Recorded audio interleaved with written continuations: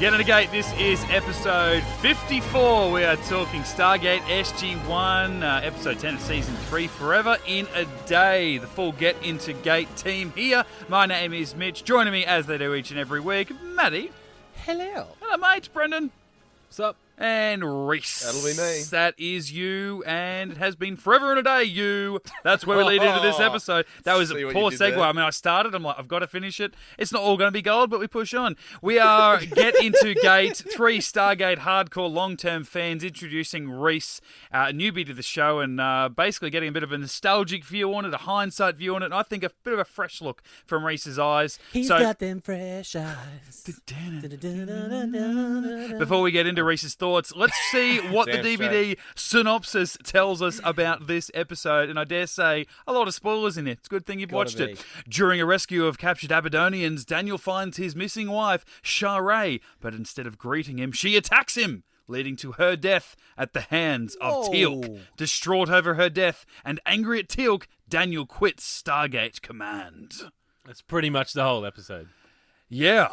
Apart from he comes back. That is a synopsis. That's what a synopsis normally does. Well, it should really hint at it and give you some... Should give you the first, remind you what the episode is. Yeah. Yes. For you, Rhys, I'm glad that you're not watching them on the DVDs, because bugger me if that didn't ruin a lot of things for you. Some big things happened. Yeah, if I haven't learned by now to not read the synopsis before the episode, I think I'm fucking dumb. But no, but yeah, and the synopsis on the streaming service that I'm watching it on, Stan, is nowhere near as revealing as that. So that's good. I'm safe. But And I never read them because I never wanted to even know what was coming. And obviously because it would have ruined it completely. Yeah, definitely. Plus, you watched it on DVD. Yeah, I would say most of the episodes I saw for the first time would have been on DVD. Yeah. But man, this episode was so confusing. But it kicked It's off it's well. a serious mind kick, isn't it? Like, I love the start though, because they just kicked into that epic battle with the Jafar. Yeah, that was so good. And then old mate on that bloody turret gun moped, just a mad shot of him, just boom, boom, boom, boom. Yeah, it's like a Malp. They put a gun on a Malp. that's literally what they did. Yeah, Or a Fred. Awesome. And then he's got the little shield things there, but somehow he still managed to get hit. Yeah. Purely so that Jack can get up there and do his job for him. I did notice something there. When Jack jumped up onto the turret, they cut back to another shot of Carter and Jack leaning on the hill. Oh, really? Yeah. They just thought, they're all wearing camo. No one will notice. His hat is fairly distinctive. Yeah, just a little bit. Can't see him. It's his camo. It's his version of a purple lightsaber. It's the reason he's the only one in the entire SGC who has that hat. He's like, I bought this from home. Yeah, that's I bought it from home and I'm wearing it. That's all it is. Fishing hat. And then obviously Daniel goes in, finds Sha're, and then Teal'c comes in and opens his staff weapon, and then it goes into the credits. And I've just got a little note here that I wrote down: Teal'c should have shot Sha're. And it comes back, Share's dead. And I'm like, well, good on him. At first, when he hesitated, I'm like, like Teal'c's learnt to have a heart in these things, like. Looks at Daniel like, what do I do here? I'm not. Yeah. I wouldn't. He would normally just go in and just shoot her, but he sort of had that moment where he's like, "Oh, is this the right thing to do?" Thought about it, and then obviously ended up killing her. Clearly didn't think about it long enough, because my first thought was, shoot her in the leg. Yeah. No, kill shot. Yeah. Straight for the kill shot. Well, my first thought was... I'm surprised he didn't blast her directly in the face. Just to make sure he fried the symbiote. Yeah. And my first thought was when Daniel's standing there with the handgun, and he's going, don't do it. Shoot her in the hand. Said, shoot her in the hand. Straight up. Yeah. As if you wouldn't. Because I don't know, are they super strong, the Goa'uld? Not sure if they are. Are they just... We've been told that they are. Well, I know the Unas are, but they are naturally anyway. They're naturally strong, so I'm not... And really, any time a human gets flung across the room by a Goa'uld, it's from the ribbon device. It's not actual physical strength, is it? Did Ra in the film have any strength, though? No, he was very effeminate and had the ribbon device. But at any point, did he grab anyone by the throat and lift him up or anything like? No. Yeah, so that's interesting. He didn't even throw him across the room. I with don't the even know ribbon if device. he made any contact ever with any of the heroes of the film. Almost. No. And we don't even really see any Tok'ra showing any signs of sort of heightened strength levels, do we? Yeah, true. Apart from healing, they can heal. Yeah, they had the long life and health and all that sort of stuff. But yeah, there's so really... if Daniel had a shot her in the hand, and tied her up, she would have healed. The Goa'uld would have healed her hand, and then they try to extract it somehow. I don't know. Yeah. But yeah, that was... Well, I think at the end of the day, I don't know whether it's here or later on, but at a certain point, Michael Shanks and Vaitea Bandera. I always put a question mark on the end of that one with my pronunciation. I'm pretty sure it's right. Yeah, but they separate in real life.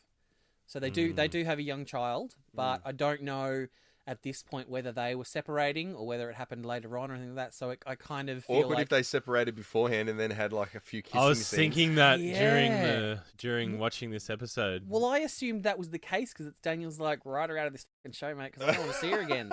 Like, I don't know if they had an amicable breakup or if it was, a little more hostile, but... Yeah.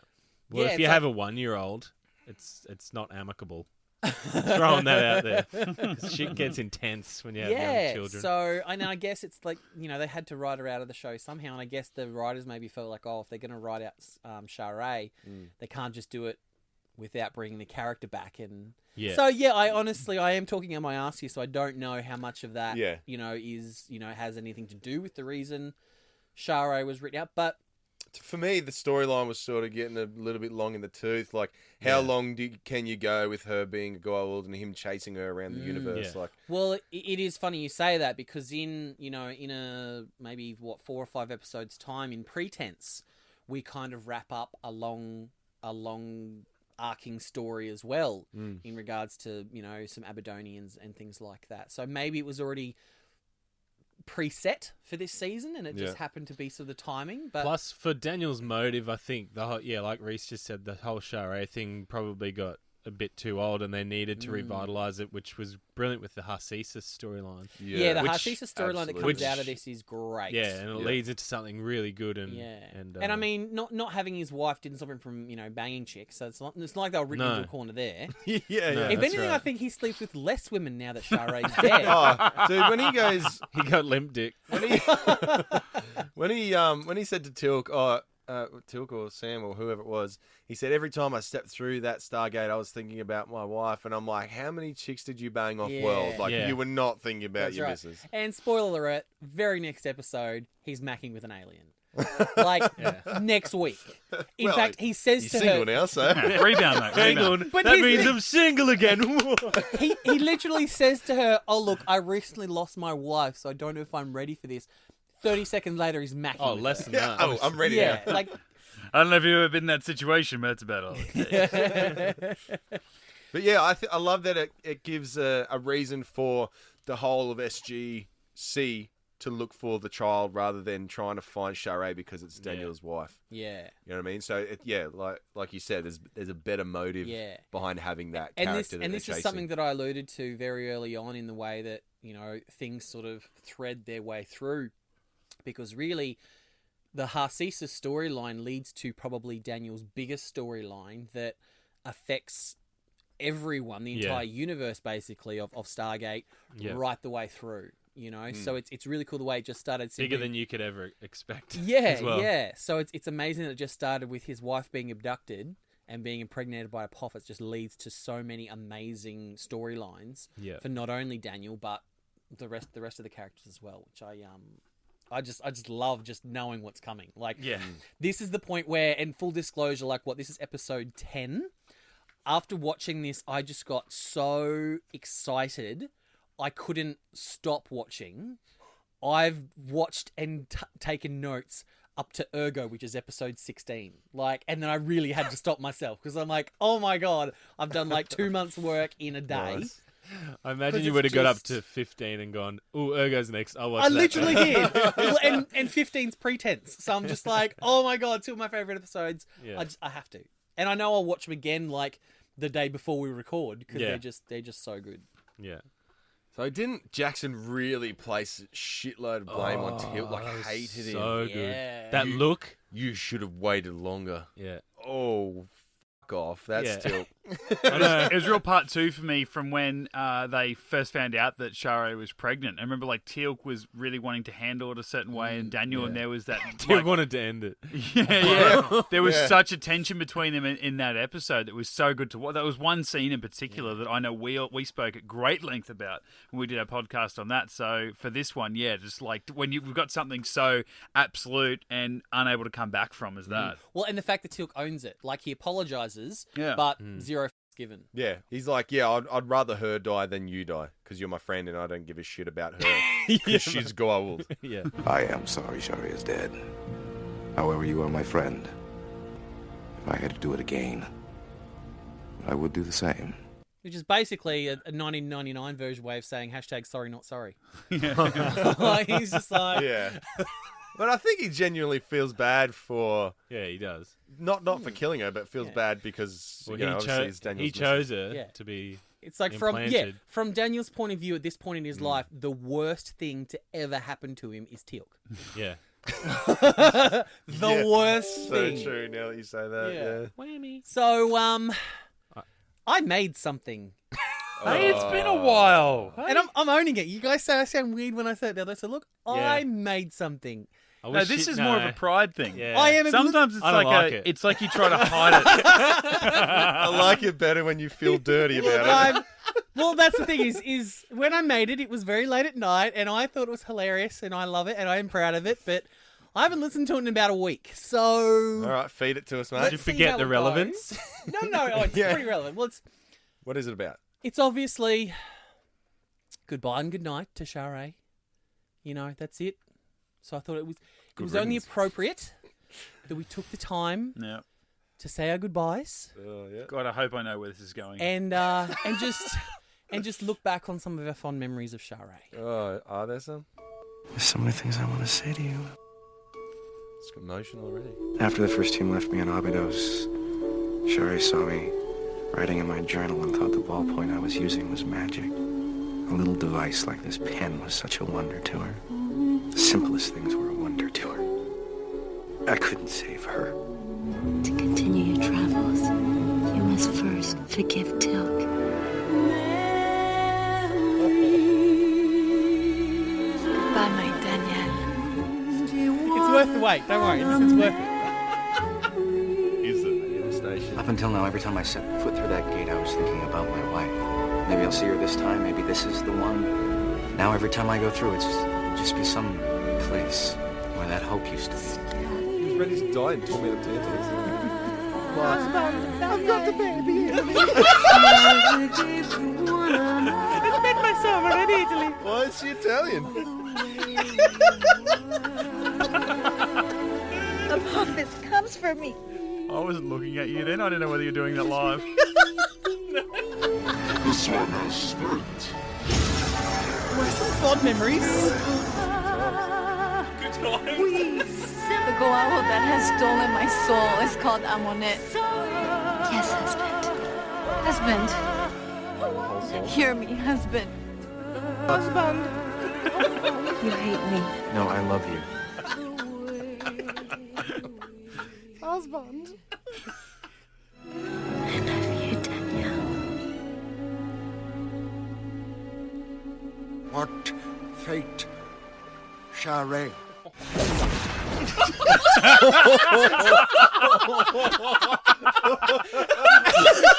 And look, out of respect, that's the actual staff blast that killed her. Out of respect. I didn't just sub that in. That's the actual staff blast. Nice. Well done. Oh, shit. A little bit of everything, including our own thoughts on it, which is fantastic. Just some of our favourite memories. Oh, jeez. Oh, man. I'm spent. I'm done. I'm peaked. I'm recover. done. You may as well turn my microphone off now because I'm done. I do love that pen scene, though. Like, I think that's my favourite part of this episode, especially when you do think about a pen. Yeah. How simple it is. Something you use every day. The evolution of the writing instrument. Yeah. The fact that we wouldn't even think to call it technology. Yeah, that's it. Is. Yeah, it that's is it. technology. Yeah. And I really love Amanda Tapping's reaction, and you can feel every time I watch this scene, my eyes well up because you can feel Oh, I wouldn't have gone that far. No, well, I can pussy. Hashtag husband. Husband. Yeah, anyway, who cares? There are a Don't couple be a of... bitch on this show, mate. We will f you up. Oh, good cry, mate. Just a good cry. There are a couple of little recurring things here. This is the first time we see someone bringing cookies to one of the other members of the team in hospital. I did notice that. Which becomes a bit of a recurring thing. Macaroons. And Daniel's beige sweater. I know. Yeah, I noticed that. That's a very, very important sweater. Yeah, it is. You should notice that. It is. It's like gonna... It's a MacGuffin for season 8. Yeah. There's so much shit. There's in the season sweater 8. aliens. Who stole the sweater? And Yeah. turned out to be Walter and the executive. So anyway, we're looking ahead. Where do you think I got the term combat Fucking cardigan say from, mate? Yeah. What you put to the evil army, Ricky Bobby? Bloody O'Neill chucks in a little Bruce Jenner line.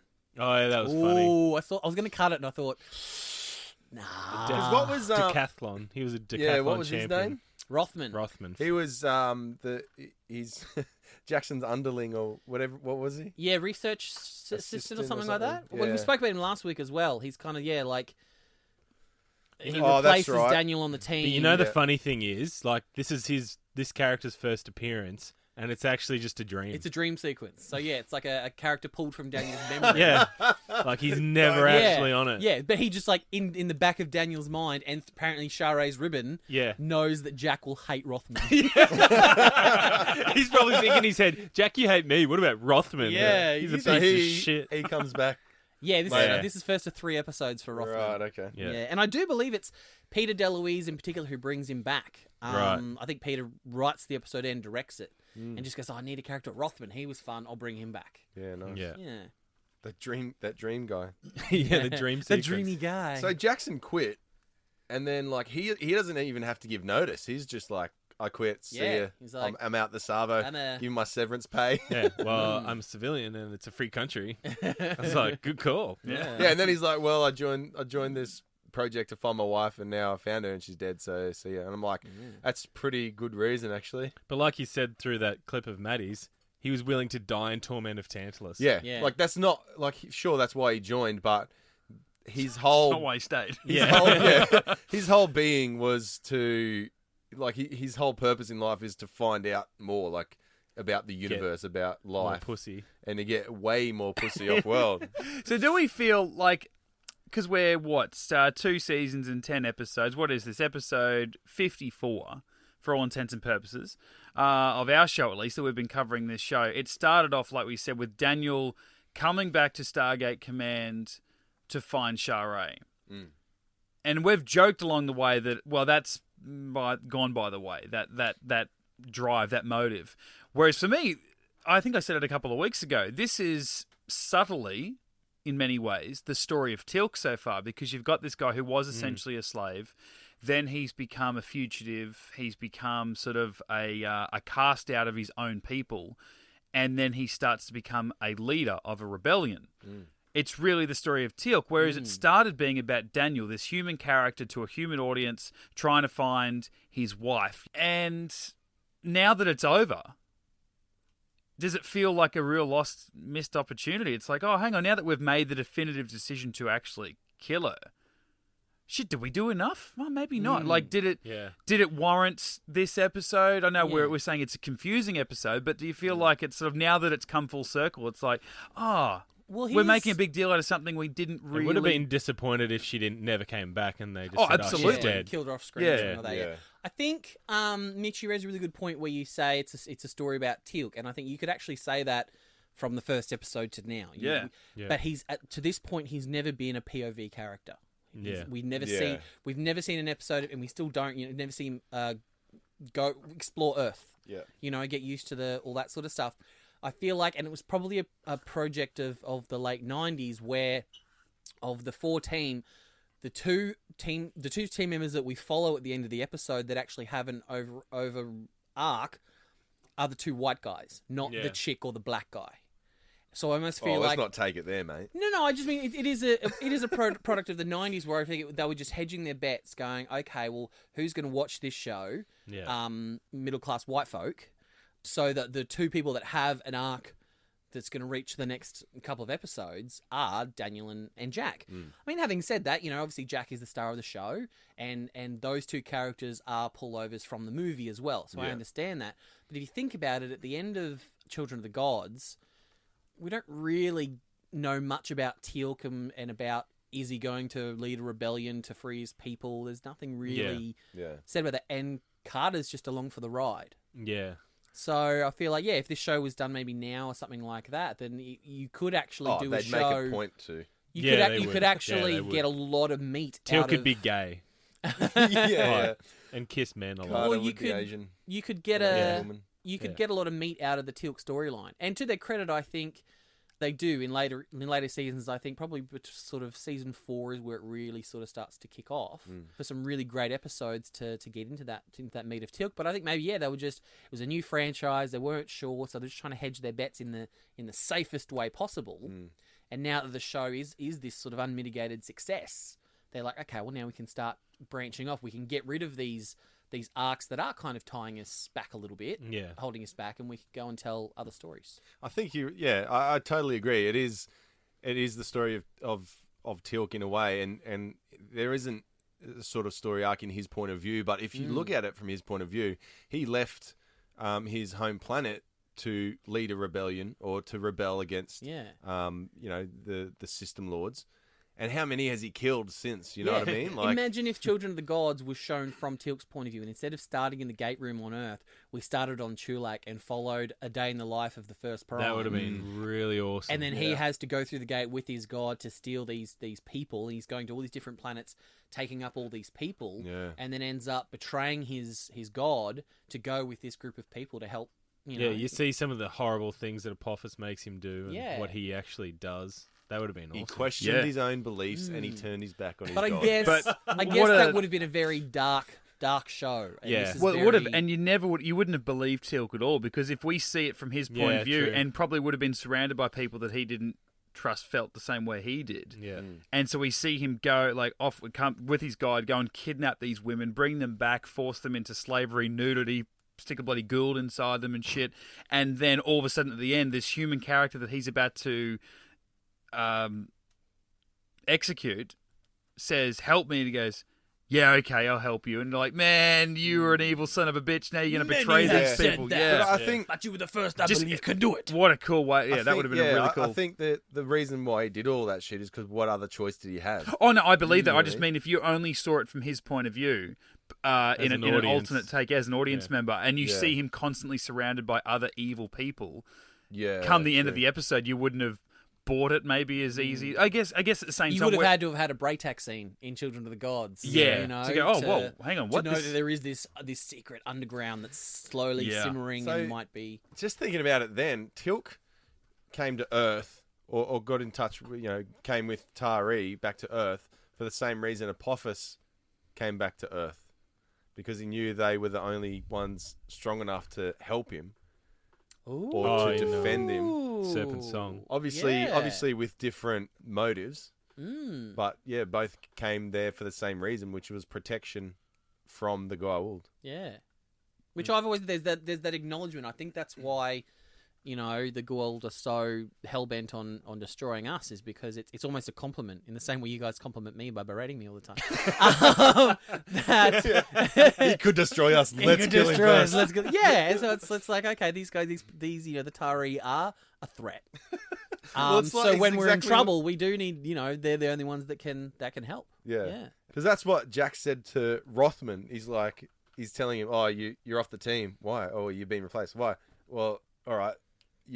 Because you're smarter than I am. What's so hard to understand here?" I'm jealous of you. So the whole thing was a dream. Yeah.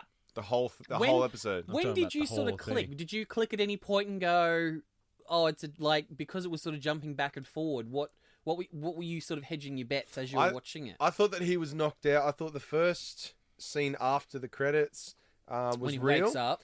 And then, she's dead, And then when Sha're comes back, I'm like, oh, he's just dreaming this, obviously. Yeah. And then it goes back to Fraser saying, oh, no, her body's still here, blah, blah, blah. I wish it kind of reality. Yeah. I wish it kind of was. And then he went home, real. He quit, went home, had a sleep, had another dream, had a dream in that dream, then woke up in bed again. Yeah. And I'm like, what the is going on in here? one dream, he sleeps in full PJs. In the other dream, he's either naked or shirtless. Yeah, when she's in the bed. When she's in the bed with you. Of course. My favourite shot, though, of this whole episode was when they're in his apartment, Jack and Goodfather, Kasuf. And he goes... Bunny away. He goes... I can't not say that every time. He goes, go and see her. She's through there. Mm. And he walks up to the door. And then, obviously, it changes shot, and he opens the door, and it's the desert, and he walks into the desert. And like and then that was clever. From memory, it goes around him, and then the door's gone. I was like, oh no, I think it might have been just another shot. Yeah. But I was like, I love that kind of shit. It's kind of like that Jim Carrey movie, Eternal Sunshine. Yeah, let's not go there again. Hey, so there was a little bit of a well, some people, depending on what camp you're in, it could be a little bit of an omission, like a bit of an error, or you can say this is a bit of a allusion to the fact that it was all a dream. So the offspring, the Harcesis, would contain all the knowledge, all the secrets of the Gould that... Yes, Daniel. Did you notice something weird there, Rhys? Teal'c said Daniel, not Daniel Jackson.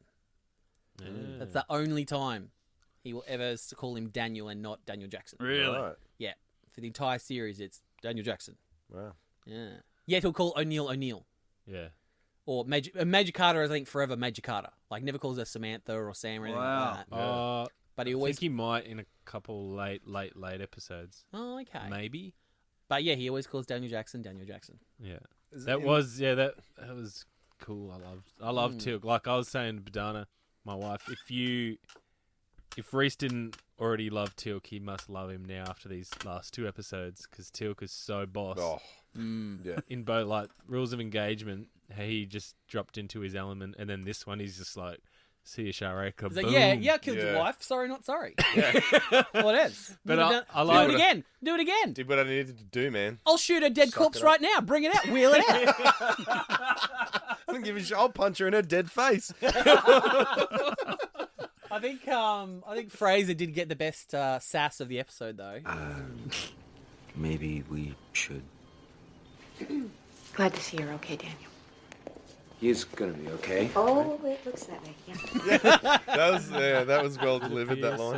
I was like, she only got like 2 lines the entire episode. But she's like, I'm gonna make it work. That was very O'Neill like. Yeah. This is the first mention of Keb, and Daniel says, "Keb, I know of Keb." It's Osiris had to hide from Set, which is interesting. So it's something he's read about in a textbook somewhere. Yeah. He goes, Keb is a myth. I'm like, come on, man, this whole show is a myth. It's about myths coming to Have you life. learnt nothing, Jackson? That's a bit of a stretch. Yeah. But the only other thing I wanted to mention, the purple planet that they go to, when Daniel, before he goes back to the tent, that appears in season 8's Reckoning Part 2, when they dial. Maybe think of a bunch of planets. Season 4 as well, or season 5 with, isn't it in Prodigy? Or yes, it is. Yeah, it's a very cool look, and I think it's just they just sort of saturate the palette and just change everything that's green to purple. That's why their skin looks a little bit easy to do, cheap. Yeah, no CGI. Yeah. And just on what Brendan was saying before about how much he loved that scene of Daniel sort of talking about the pen and stuff. I did note Michael Shanks was nominated for a Leo Award for this episode for the best male performance in a dramatic series. Yeah, he killed it.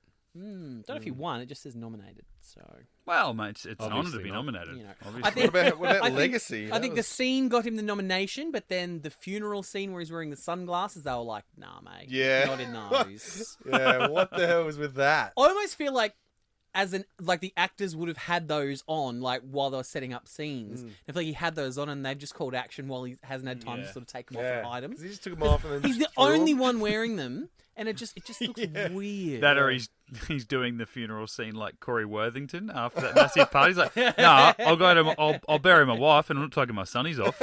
Yeah. Won't do it. Man, why? Because they make me look cool. We're in the desert, guys. I'm not going to damage my cornea. All right, that is episode 54 of Get Into Gate, Forever and a Day, episode 10 of season 3. We will be back next week to talk past and present as Daniel moves pretty quickly into the future. Moving on from the death of his wife. So just bouncing right back. Is still warm. Straight back into the sea. Plenty of fish in there for one Daniel Jackson. Until then, you can catch all of our previous episodes on our podcast channels. Search Get Into Gate, a Stargate podcast. Find us on the socials, Facebook, Twitter, and Instagram. Search Get Into Gate, a Stargate podcast, or drop us a line, getintogate@gmail.com, and you can find yourself in the hairy mailbag in just a few weeks. Oh, yeah. Personally, my name is Mitch_Lewis on Twitter and Instagram. Matty? Hi, Mitch Matty. Sweet. Brendan? The Brendan Gibson. Just having fun, guys. Yeah, no, it's good. Oh, no. I had no idea what it was. I thought you were about to say highpitchmatty.com. Is that what like, oh, okay. I may have. I think you did. Hi, Pitch Matty. And I'm at the Flying Gibson. Get into it. Definitely worth revisiting. Get Into Gate is part of Get Into Geek, and this coming week, pretty big movie coming out around the world called Star Wars: The Last Jedi. Never heard of it. What's it about? No, well, I'll run you through it. Good guys, bad guys, stuff like that. So Rogue One. That's happening. So Star Wars: The Last Jedi coming out this week. We will be over on our Get Into Geek channels breaking down that amazing film. Let's hope so, on a non-spoilers and full spoilers podcast. So if you haven't already, please do subscribe to Get Into Geek as well. Check out our thoughts on Star Wars: The Last Jedi. And of course, next week, join us back for more Stargate Sundays, breaking down past and present right here on Get Into Gate. We'll catch you then. Bye. GetIntoGeek.com